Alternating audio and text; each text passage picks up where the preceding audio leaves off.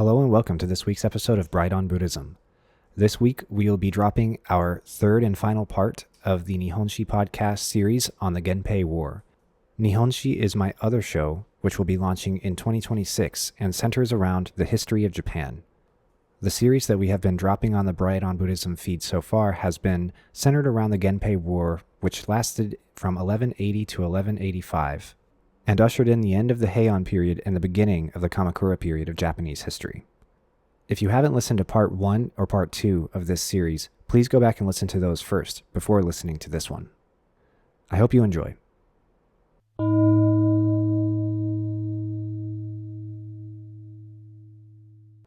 Hello and welcome to Nihonshi, a Japanese history podcast. Today will be the final part of our 3-part series discussing the events of the Genpei War.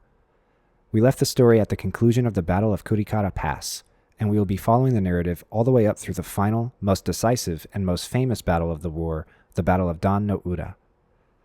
Afterwards, as we usually do on Nihonshi, we will be taking some time to discuss the aftermath of the war and some takeaways.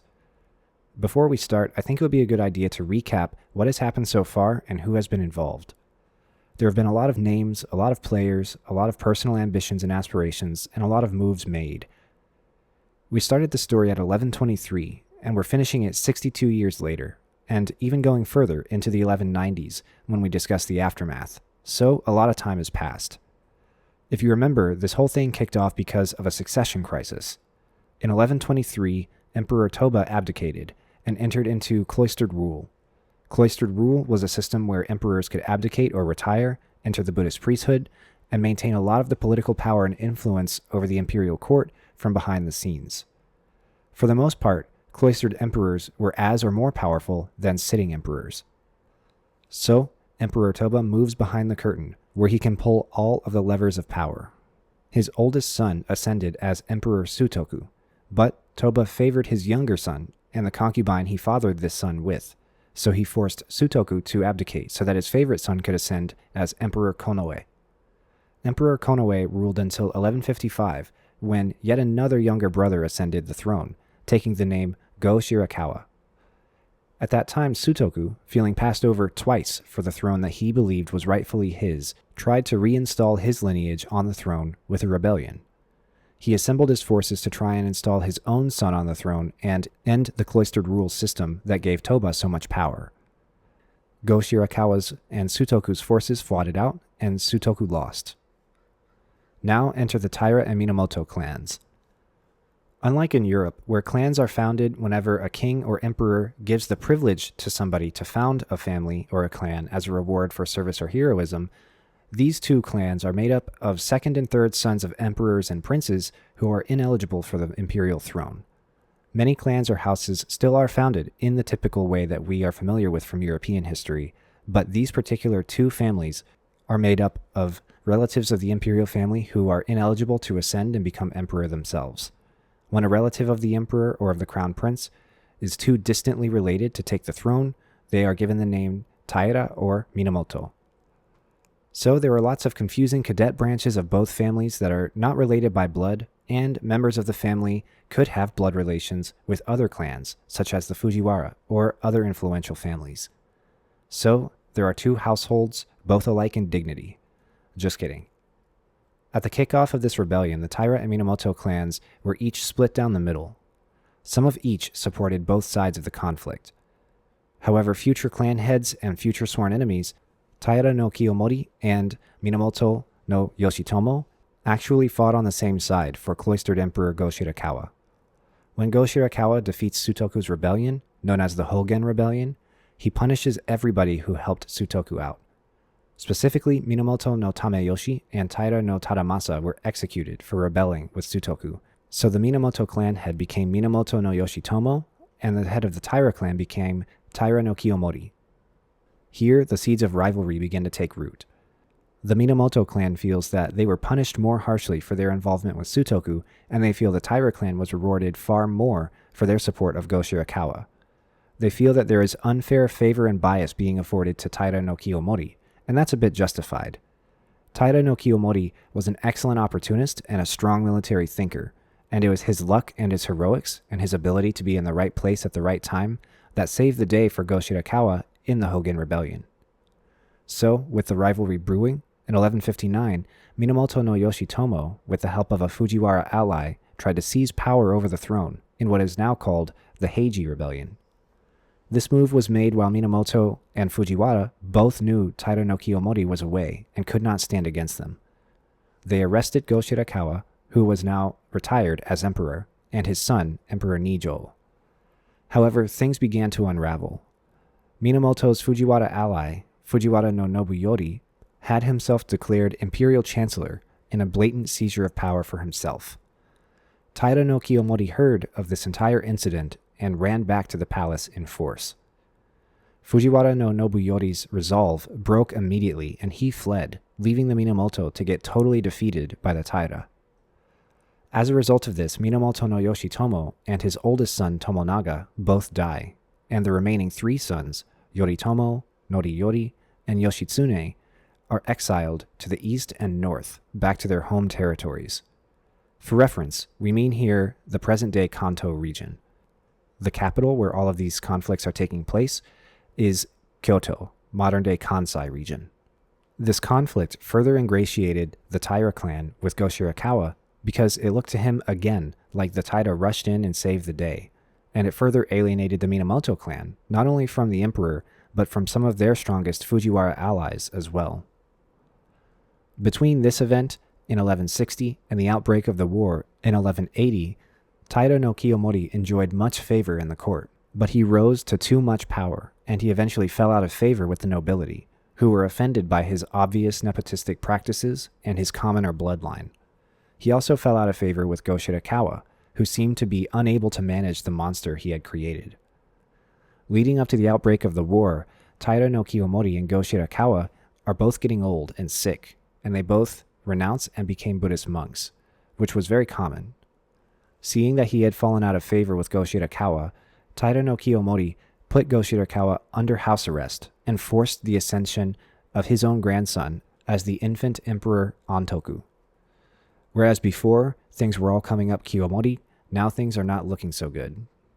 He has burned Fujiwara bridges, he has fallen out of favor with Go Shirakawa, he has fallen out with the Buddhist institutions, he has fallen out with the nobility, and he has created a potentially dangerous enemy in the Minamoto.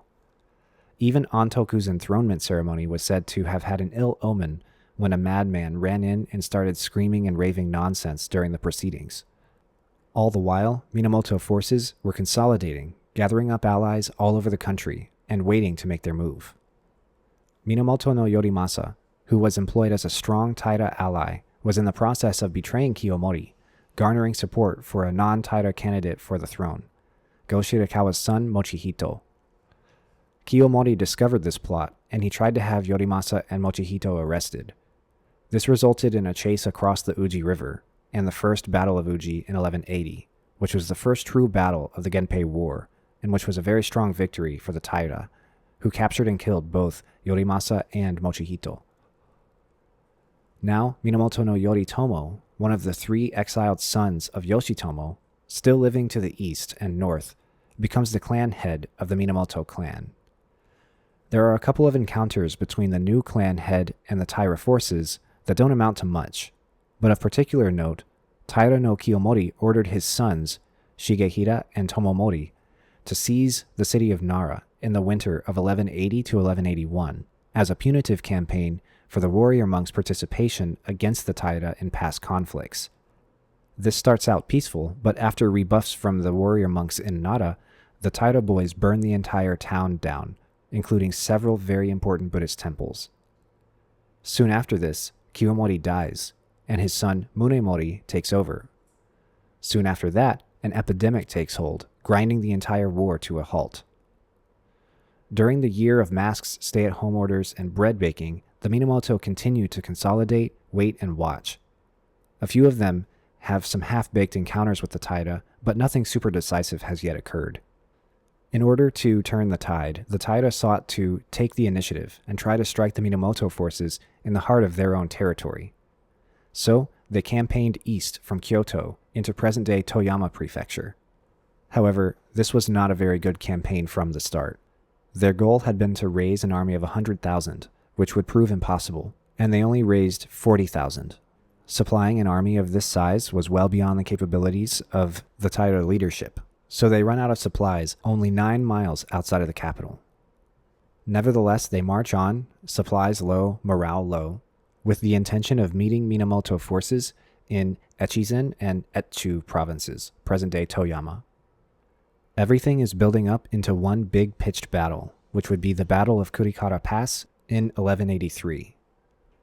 There, Minamoto no Yoshinaka, commander of the Minamoto forces involved in the battle, split his forces into 3 parts, one at each end of the pass and one at the top of the hill above the pass. To quickly summarize, Yoshinaka's force at the farthest end of the pass tempted the Taira forces into the neck of the pass, and then the rear forces engaged the Taira in a long and slogging engagement. Then, when that engagement had dragged on through the night, the force at the top of the hill came in and smashed through the Taira. The result was the most decisive victory for the Minamoto thus far in the entire war. The Minamoto, carried on the wave of their successes, turned their attention to the capital, Kyoto. Once word reached the capital about the Minamoto victory, Taira forces and allies were thrown into a state of panic. Here was the first victorious Minamoto army since 1160 bearing down on the capital, ready to continue their winning streak by fully uprooting the Taira in their own home territory. And so we're caught up. It is 1183. Taira no Munemori is the head of the Taira clan after Kiyomori has died, and Minamoto no Yoritomo is the head of the Minamoto clan. The emperor is Antoku, toddler grandson of Taira no Kiyomori, and the cloistered emperor remains Go-Shirakawa. After the Battle of Kurikara Pass, the tide of the war has turned significantly and decisively in favor of the Minamoto clan. Minamoto no Yuki-Ie's forces were also successful in fighting off Taira forces in Etchu province, and they've turned back to face the same way as Minamoto no Yoshinaka as he continues his march towards the capital. The result of the Battle of Kurikara Pass was nothing short of a total rout, and so the Minamoto forces continued to pursue retreating Taira forces. There were skirmishes along the way, such as the Battle of Shinohara, but those also ended strongly in the Minamoto clan's favor. The Taira forces' morale and supply was very low, and they were limping back to the capital with the Minamoto in hot pursuit. The nobility and Taira leadership in the capital were freaking out, and it looks like Go-Shirakawa was going to change sides yet another time. When we last saw him, he was under house arrest / close monitoring by Taira forces. He was placed there by Taira no Kiyomori as Takakura abdicated and Antoku ascended the throne. In the summer of 1183, Go-Shirakawa defected from the capital to take refuge at Hiezan, the Tendai Buddhist headquarters to the northeast of Kyoto, to be protected by the warrior monks there. Remember that Go-Shirakawa was previously a great ally of the Taira, but Kiyomori had essentially made himself a dictator and had alienated him, so Go-Shirakawa was likely ready to throw in with the Minamoto if it meant preserving his power and safety. He saw where the wind was blowing, and he saw the power shifting. So, Minamoto no Yoshinaka is bearing down on Kyoto from the north, and Minamoto no Yuki-Ie is bearing down from the east. The Taira forces in the city withdrew, carrying with them the young Emperor Antoku and the imperial regalia. Remember, the imperial regalia are 3 items symbolizing the authority and divinity of the emperor. They're the sword, the jewel, and the mirror. These are the kami body, also known as the Goshintai, of Amaterasu, the goddess of the sun who is the ancestor of the Japanese imperial family. These imperial regalia are said to be originals dating back from the age of the first mythical emperors of Japan, so they are very important cultural, symbolic, and political property. From the capital, the Taira took the emperor and fled west, trying to rely on their previously proven speed to outrun the Minamoto forces. The Minamoto forces arrived in the capital and they captured Go-Shirakawa from his encampment to the east of Kyoto. There must have been a deal made here. The deal was likely, if Go-Shirakawa throws his weight behind the Minamoto cause, then the Minamoto would send him back to the capital, released from close confinement, and together they would try to wipe out the Taira. This would have been an attractive deal for Go-Shirakawa, because the Taira had sought to end the cloistered rule system and cut him out of power, and he was unhappy with the landscape of power in the country being almost entirely packed with Taira family members and allies. So, Go Shirakawa issued a mandate that Yoshinaka and Yuki-ie join forces and smash the Taira. By September of 1183, Taira no Munemori, his forces, and Emperor Antoku made it to Kyushu in the west, but they were uprooted from there by local uprisings fomented by Go Shirakawa from the capital, so they fled deep into Taira territory to the island of Yashima, in the northeast of Shikoku, along the shores of the Seto Inland Sea. At the same time, Go Shirakawa decreed the ascent of Antoku's younger half-brother to the imperial throne, commanding that Antoku be considered abdicated. He takes the name Emperor Go-Toba. The Taira forces seeking to retreat to Yashima and Shikoku were pursued by Minamoto forces, and a battle ensued at Mizushima, just across the inland sea in present-day Okayama. There the Minamoto were defeated again, and they retreated back to the capital, and the Taira successfully set up a temporary imperial court with the emperor and the regalia in Yashima. I'd like to pause there and switch back to Yoshinaka. Minamoto no Yoshinaka and Yuki-ie seized the capital, defeated the Taira at Kurikara Pass, and got the cloistered emperor back under their control. They were in a very strong position, and we know that Yoshinaka had eyes set on the Minamoto clan head position before. Now, in Yoshinaka's mind, was the best time to usurp power and take control over the clan from Yoritomo. Here, he conspired with Yuki-ie, Go Shirakawa, and even some Taira forces to attack the clan head and military commander-in-chief of the Minamoto, Yoritomo, in Kamakura and take his place as head of the clan. The plan was to defeat Yoritomo and take Go Shirakawa to the northern provinces to set up an independent government deep in Minamoto territory. Go Shirakawa caught word of this plan when Yuki-ie, who was not on Yoshinaka's side in this, revealed the plan to him in secret. Fearing for his own safety in the midst of all this, Go Shirakawa got word to Yoritomo of this plan, and Yoritomo immediately sent Minamoto forces under the command of his brothers, Yoshitsune and Noriyori, to put this down. In the winter of 1183, Yoshinaka panicked and seized martial control over the capital. The reason why I say that he panicked is because he made what would prove to be a very bad choice under duress. While Yoshinaka was in a defensive position in Kyoto, Yuki-ie had left him exposed to go to the province of Harima, present-day Hyogo Prefecture, in the region of Muroyama, to attack Taira forces there. Yuki-ie was still pro-Minamoto, but he was not down for Yoshinaka's plan to usurp the clan. Yuki-ie was defeated at Muroyama, and his retreat back to the capital was cut off, so he was forced to stay out of what would come. At this point, one of Yoshinaka's biggest allies was away to the west, and his loyalty to Yoshinaka was wavering now that Yoshinaka was planning on taking over the whole clan, and Minamoto no Yoritomo's forces under the command of Yoshitsune and Noriyori were bearing down on Yoshinaka from the east. Instead of giving up, he tried to dig in, take Kyoto for himself, and kick off his plan to seize power alone. This would not work well for him. In the winter of 1184, Yoshinaka kidnapped Go Shirakawa and laid siege to his residence, Hojuji Dono. He set fire to the place, killed everyone inside, and slayed the emperor's troops. He held the palace for some time, but Yoshitsune and Noriyori soon arrived and drove him out of the city with the assistance of some Sohei forces from Miidera and Hiezan. Yoshinaka then looked towards Yoshitsune's and Noriyori's encroaching forces to the south and sent forces of his own to engage them at a very popular river, a very familiar popular river, a very notorious familiar popular river, the River Uji. This is one of the most ironic reversals in military history. At the First Battle of Uji, 4 years earlier, Mochihito, the candidate for the throne favored by Minamoto, and Minamoto no Yorimasa were fleeing Taira forces, who at the time had been backed by Emperor Go Shirakawa. Now, Minamoto no Yoshinaka and the cloistered emperor are fleeing Minamoto forces who are pursuing them to try to stop Yoshinaka from seizing total power and control. At the Uji Bridge, the same Uji Bridge from before, Yoshinaka's forces were on the northeast side, after having torn it up to prevent Yoshitsune's forces from crossing from the southwest side. Using the Uji Bridge the same way that Yorimasa and Mochihito had used it before, only backwards this time, Yoshinaka had 2 of his captains tear up the horizontal planking of the bridge. The river was more dangerous than ever, swollen as it was with the beginnings of spring 1184 meltwater.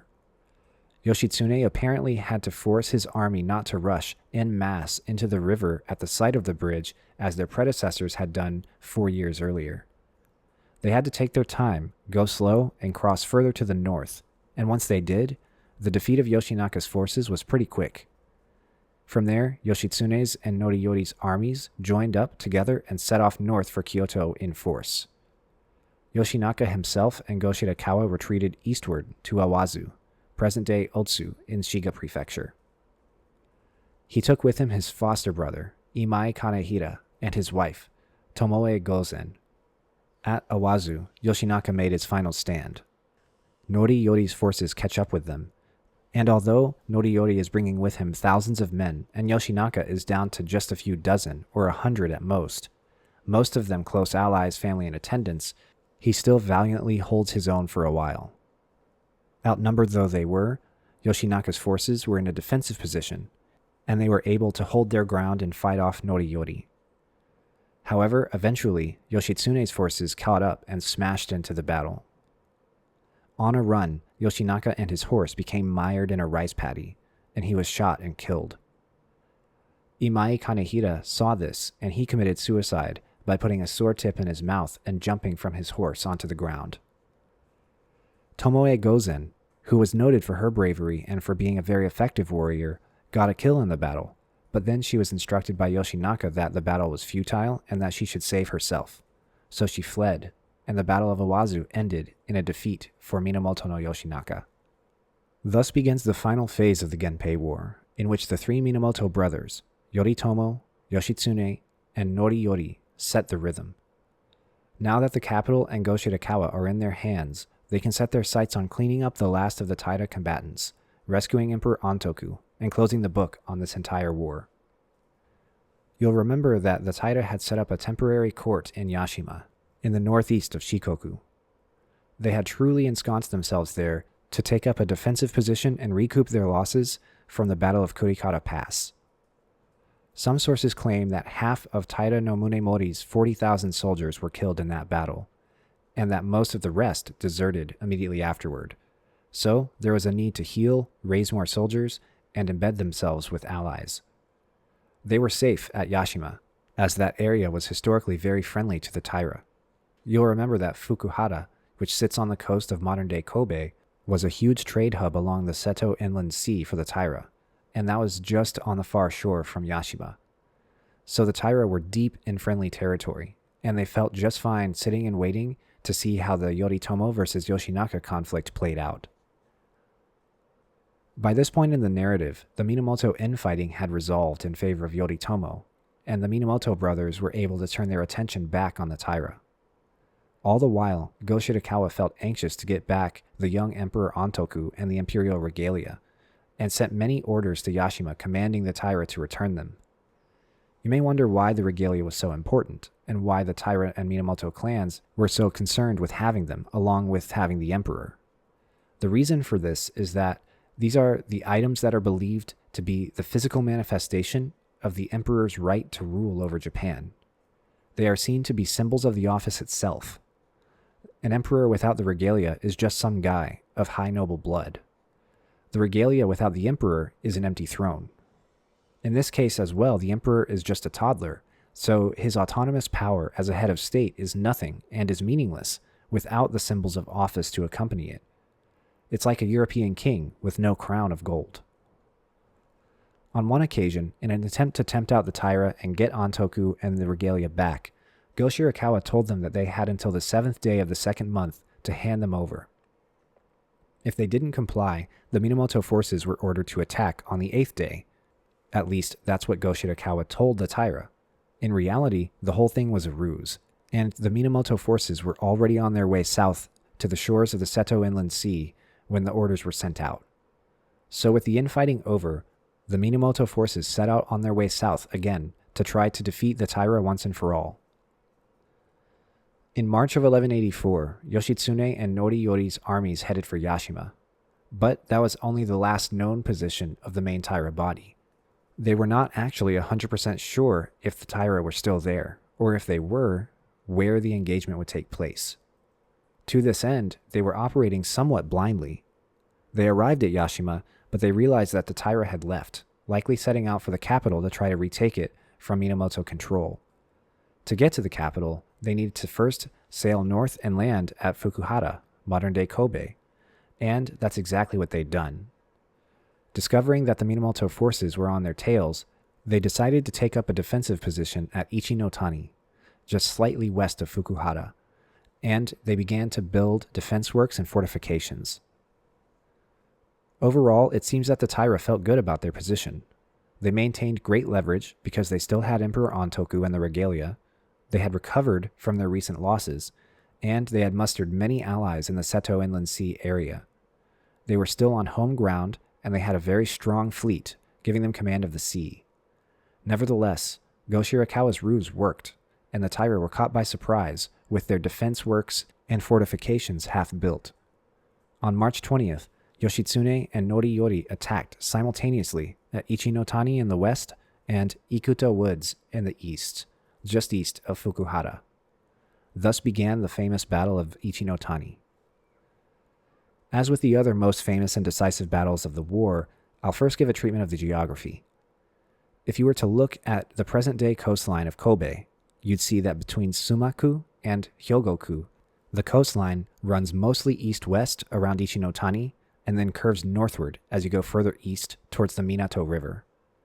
There is some hinterland on the coast stretching into the foothills of some mountains to the north and sea to the south.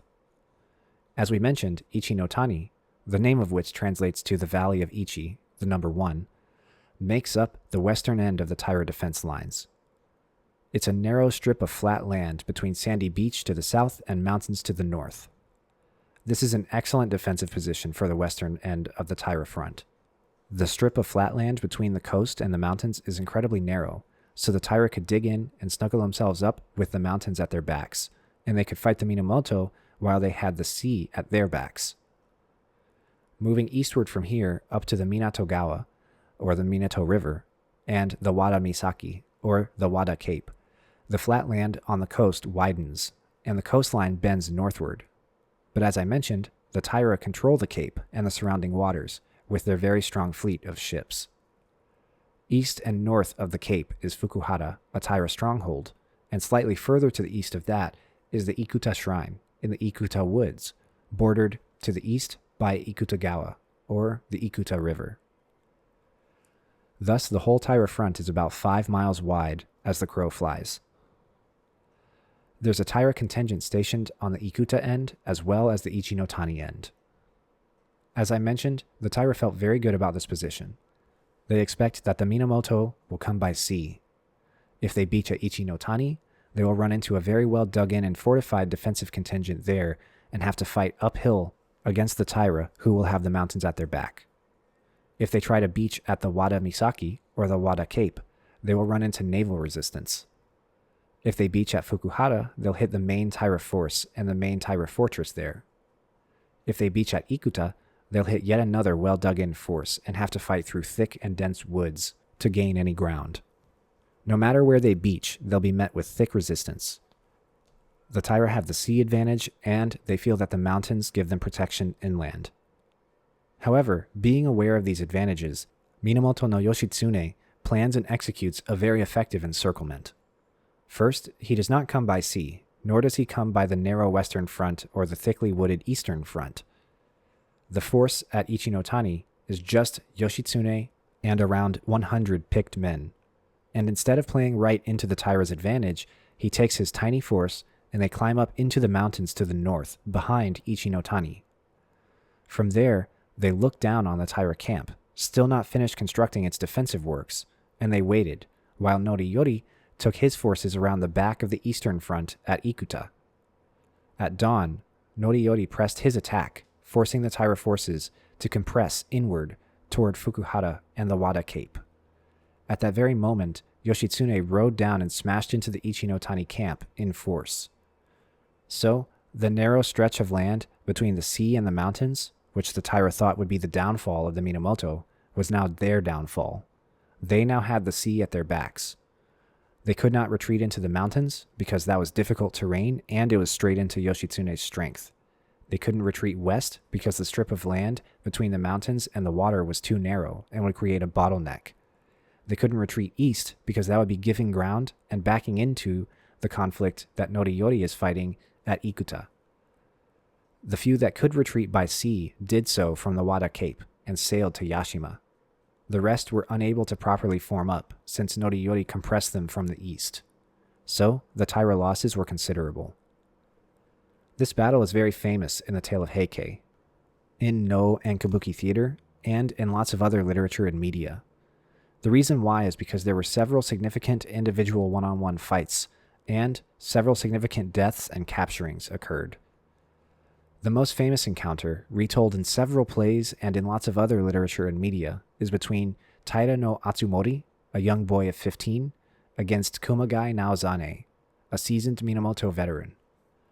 Atsumori was a younger son of Taira no Tsunemori, a younger half-brother of Kiyomori himself, and Kumagai Naozane was a Taira ally turned Minamoto ally, and was part of Yoshitsune's force of picked men.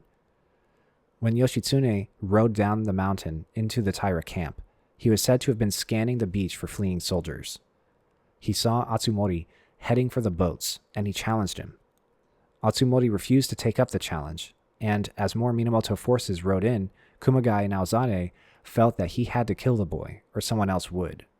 However, he had paused, and he was struck, because he had a son the exact same age as Atsumori. Nevertheless, he did his duty and beheaded the young Atsumori, but he immediately felt so regretful that he began to cry on the battlefield. He began to search Atsumori's things, and he found that the boy had been sent into battle with a flute, of all things. Clearly, the boy was not cut out for battle. He was far more of a pretty, privileged, noble courtly boy. This event was so shameful for Kumagai that he quit soldiering and became a Buddhist monk to repent for the sin of killing Atsumori and to pray over his spirit. Another famous participant in the battle was Benkei. Benkei was one of the more famous and effective Sohei warrior monks. There are tons of awesome legends about him, and likely none of them are true. Legends say that he was named Oniwakamaru as a child, which means demon child or ogre child, and he was allegedly 6'6" or 6'7" at age 17. He began as a monk in a monastery, but he left to become a mountain ascetic who practiced in solitude. As a mountain ascetic, he became dissatisfied or bored or something, and he was said to return to the capital and roam the streets of Kyoto on a mission to win 1,000 swords from samurai by means of one-on-one duels. He actually made considerable headway on this goal, and when he had reached 999, he met a little short guy who he challenged to a duel. He lost this duel, and discovered later that the little guy was Minamoto no Yoshitsune. Then he joined up with Minamoto no Yoshitsune and served as his number 2 until his death in 1189, 4 years after the end of the war. He was said to always carry 7 weapons in addition to his sword: a broadaxe, a rake, a sickle, a wooden mallet, a saw, an iron staff, and a naginata, or glaive. He did not have any notable encounters in the Battle of Ichinotani, but he was there as one of the picked men. Of note also is that Taira generals Tadanori and Shigehira were killed and captured respectively. 3,000 Taira escaped the battle to Yashima via ships at the Wada Cape, and the rest were killed, defeated, or captured. Noriyori gave chase to the retreating Taira, and there was a small skirmish at Kojima, just off the coast to the south, and Noriyori was once again victorious. Thus concluded the Battle of Ichinotani, victory to Minamoto. The Taira that made it back to Yashima ensconced themselves deeply there, and this caused a pause in the conflict, because the Minamoto were not equipped to sail the Seto Inland Sea and face the Taira in force.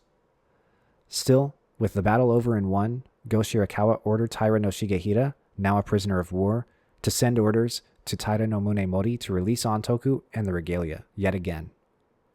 They did not release the emperor or the regalia, and in September of 1184, Noriyori was given command over Yoritomo's soldiers and took them west from Kamakura with the goal of putting down the Taira at the Strait of Shimonoseki, between Honshu and Kyushu, the entrance to the sea routes over which the Taira had firm control for up to a century by this point. Facing supply and morale issues, Noriyori did not reach Kyushu until 1185. While Noriyori was marching along the western front, Yoshitsune was given the sea command, sailing from Kamakura at the eastern end of the Seto Inland Sea. His directive was to beach at Awaji, 30 miles up the coast from Yashima. There, he would form up and march on Yashima in force. They wanted to avoid a sea battle with the Taira at all costs because they knew they would lose.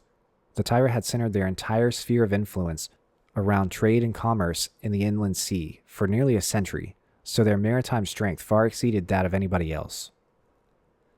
So, in March of 1185, Yoshitsune set sail under cover of night, and in the middle of a raging spring storm. The weather was apparently so bad that many of his soldiers had to be forced onto the boat at sword point. They landed on Shikoku at Awaji early in the morning and set off for Yashima with all haste. As soon as they got there, in true Yoshitsune style, they burned anything that would catch a flame, and they charged. At sight of the Minamoto, the Taira commanders placed Ontoku and the regalia on a boat in the narrow and shallow channel between Yashima and the mainland. The suffix shima or jima is usually affixed to islands, and although Yashima is not a true island now, it was back then. It was separated from the land by a narrow, shallow channel that could be waded with horses. So Yoshitsune did just that, and he took the fight to the boats in the channel. The Taira were on the back foot, and so they retreated, and the Minamoto forces crossed the channel and advanced into Yashima. The Taira, not suffering any major losses here, but seeking to regroup and keep playing keep-away with Emperor Ontoku and the regalia, set out for their western refuge at the very southwestern tippy-tip of Honshu, an island called Hikoshima, which sat on the north side of the Strait of Shimonoseki. In the modern day, on the Honshu side is the city of Shimonoseki, and on the Kyushu side is the city of Kitakyushu. However, the Taira did not know that Noriyori's western contingent would be waiting for them there. Thus concluded the Battle of Yashima. The goal in retreating to Hikoshima for the Taira was for Taira no Munemori's force to regroup with Taira no Tomomori's force that was based there. That force normally faced westward, controlling all entry to the Seto Inland Sea from the west. However, hearing that Minamoto forces were sailing from Shikoku, they took to the sea and turned back eastward to face off with the Minamoto ships. The two fleets faced each other down near Manjushima, a tiny little uninhabited island in the sea to the east of Shimonoseki. The Taira had a very strong fleet, like we've said, but the Minamoto fleet had grown with Yoshitsune's successes, to the point that, at this point in the story, his fleet outnumbered the Taira fleet. All on the way from Kamakura over to Shimonoseki, he was gathering up navally skilled samurai allies who could be convinced to see that the Taira's days were numbered. So, the Taira and Minamoto square up out by Manjushima, with the Minamoto fleet almost twice the size of the Taira one, on the eve of one of the most consequential battles in all of Japanese history, the final battle of the Genpei War and of the entire Heian period, the Battle of Dan no Ura. It's April 1185. On the Taira side, we have their fleet of about 450 ships split into three forces. One has 6-year-old Emperor Ontoku on it in full court garb, as well as his mother, some attendants, and the imperial regalia. The Taira make stirring speeches about no retreats, focusing their attacks on Yoshitsune, and fighting for the cause. They had the emperor out there with them in the midst of the fighting, thinking that having him there would inspire bravery in the men. They're facing down the Minamoto forces to the east.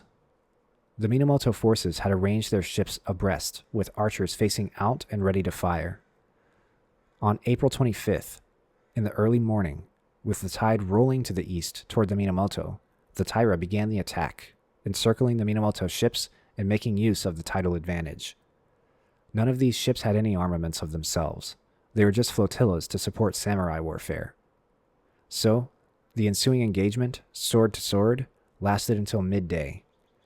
Things were going pretty all right for the Taira side for that first part of the day. Yoshitsune had nearly been captured and was on the back foot. However, at midday, the tide changed directions, pushing westward and giving the Minamoto the tidal advantage. This was a perfect metaphor for the literal turning of the tide of the battle. When the advantage shifted, one of the Taira generals defected to the Minamoto side, and when he did, he told Yoshitsune the exact ship Antoku was on, giving them all they needed to focus their entire attack directly on Antoku's ship and to focus on getting Antoku back and getting the Imperial Regalia back. Taira no Tomomori, seeing that the battle was lost, went to Antoku's ship before the Minamoto could get there, and he decided and announced that an honorable suicide was the only possible answer because the battle was lost. So, Tomomori, Antoku, and Antoku's mother jumped into the sea. Antoku's mother was caught and hauled out before she could drown. Taira no Shigehira's wife jumped into the water as well, carrying the Imperial Regalia, but according to the tale of Heike, she was pinned to the side of the boat by an arrow, and she dropped the regalia into the sea, and the sword and the jewel were lost. The jewel was eventually recovered by divers, but the sword was lost for good. The sword in the Imperial Regalia now is thought to be a replica, or to be a supernaturally delivered original from the bottom of the sea. The only Taira who didn't commit suicide at this time is the clan head, Munemori, who is standing around waiting to see how things go. For this, he is remembered entirely as a coward and a weakling. One of his own men must have felt the same, and so Munemori gets pushed into the sea, but then he's captured by the Minamoto. With the mass Taira suicide, Munemori's capture, and the death of Antoku, the last of the Taira emperors, the Taira are defeated, and the Minamoto are victorious. They came from behind, but they won the war in the end. Thus concludes the Battle of Dan no Uda, the final battle of the Genpei War, the final moment of the Heian period. Now we can talk about the aftermath and the takeaways. The story of the Genpei War was one of the maturing of the Minamoto forces. Yoshitomo's leadership was too brash, too half-baked, and too ineffectual as a result. Then, under Yoritomo's leadership and Yoshinaka, Yoshitsune, and Noriyori's military command, the tactics of the Minamoto improved drastically. They no longer rushed headlong and unprepared into the big power moves that they were attempting to make. They adapted, slowed down, and made more strategic and effective moves. Inversely, the Genpei War is also a story about the rise and fall of the Taira clan. From common peasant beginnings, they rose to be one of the most powerful clans in the entire empire under Kiyomori, and then they fell back into relative obscurity under Munemori. While in the beginning their armies were quick, efficient, and effective, they soon swelled beyond the capabilities of their generals and the reach of their supplies, leading to drops in morale and increases in desertion. Similarly, they became poorly suited to the moves that the Taira leadership wanted to make, leading to them underperforming or performing uncertainly in unfamiliar territory. By the end of the war, the levers of power that the Taira had attempted to seize were obsolete. The real ruling power in Japan no longer lived in the court. It lived on the battlefield, and thus by the time Kiyomori had the courtly power, it was useless to him. So, by the end of the war, the Taira lineage was cut out with the killing of Antoku, and the young Emperor Go-Toba took his place on the throne. It was a poor state of affairs in Japan at this time. There had been 2 child emperors in a row, and a civil war, interrupted by an epidemic, had been fought over succession of the throne. The cloistered emperor, who seemingly had the most power in court, spent most of the war under house arrest and having all of his properties burned down. It was clear that the power of the throne had diminished immensely, and more of the real power and influence lay with the samurai class, who were making the real power moves across the land.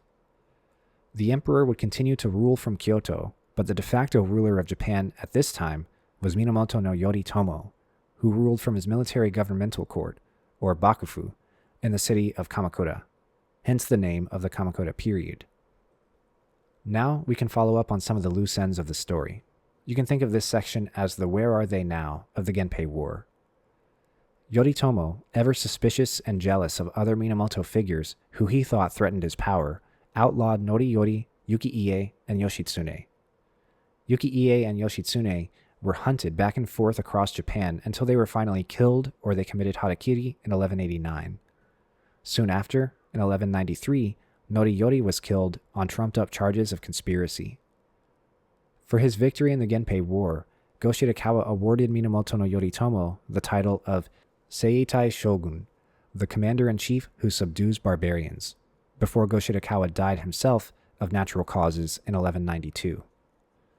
The cloistered rule system that gave Go Shirakawa so much power would continue until 1687, well into the Edo period.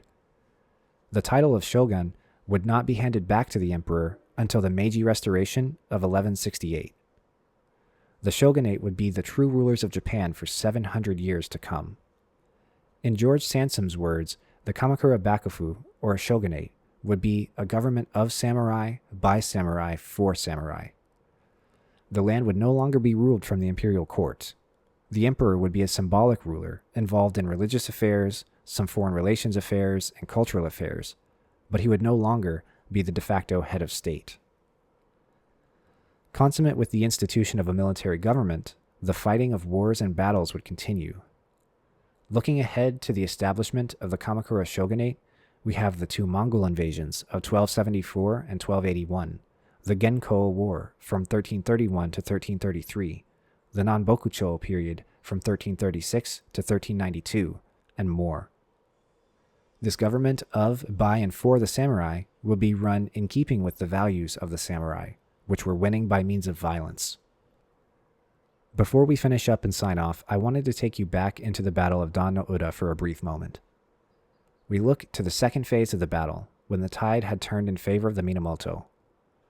Looking at the Taira side, we see a middling warrior by the name of Taira no Sukemori. He was killed by somebody unnamed from the Minamoto side. He had a child 7 years earlier by a concubine, a child named Taira no Chikazane. When Sukemori was killed at Dan no Uda, Chikazane's mother, being of low birth and unable to support her child, entrusted him to a Shinto priesthood in Echizen province. When he grew up, he is said to have founded a very famous clan, a clan by the name of Oda, the noble house that would, in 450 years' time, produce none other than Oda Nobunaga, the great unifier of Japan. Thanks for listening to Nihonshi, a Japanese history podcast. I hope you enjoyed.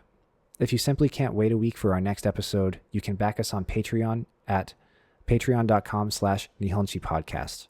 There you'll be able to get access to early episodes, bonus episodes, and a special shout out at the top of every episode. Thank you, and I'll see you next time.